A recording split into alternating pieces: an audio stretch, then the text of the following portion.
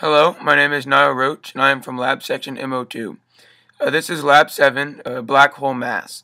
So the objective of this experiment was to determine the mass of a black hole using VPython in some conditions that given. So the main result was that I was successfully able to determine the mass of the black hole. So what you see on the left here is my code. I'll start with some of the system properties and the initial conditions given.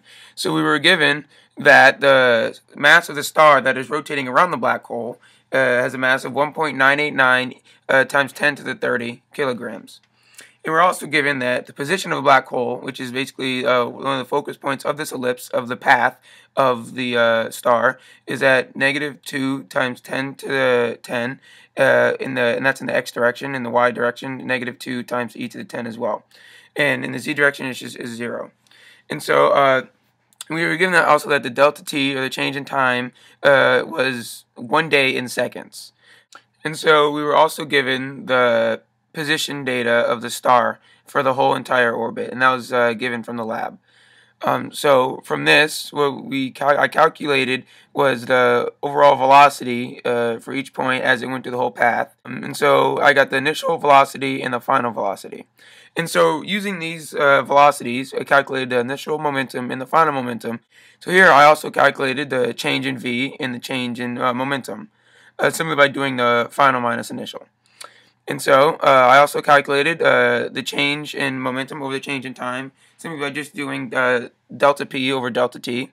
And then also we know that the net force is equal to this change in momentum over change in time.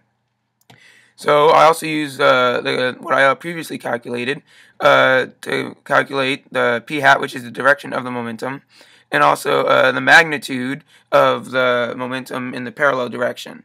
As you see by this code right here. And also I calculated the actual momentum in the parallel direction simply by multiplying the direction of the momentum times the magnitude of the momentum in the parallel direction.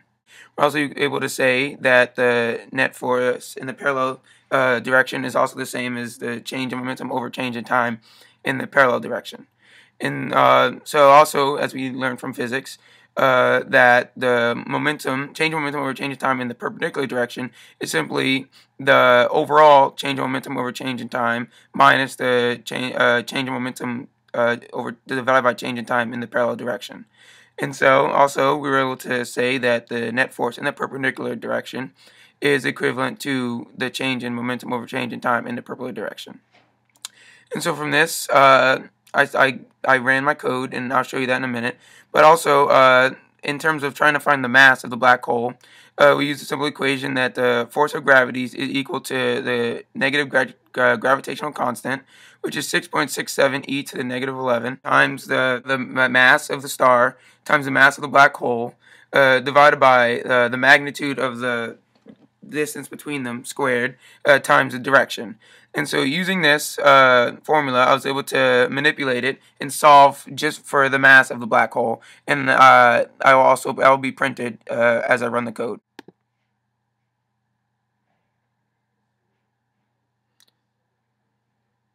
Now for the what does it mean question. So, well, the change in momentum over change in time is related to its components, which is the parallel component and the perpendicular component. The simple formula that we learned in physics that I'll call it dp now. dp over dt is the sum of dp over dt in the parallel direction and the dp over dt in the perpendicular direction. That's a pretty simple explanation of how they're related. So each of these are related to their corresponding fnet vectors by how they are found. So currently we know that the net force is found by adding up all of the forces acting on the object, and dp over dt is found by basically observing the motion of the object.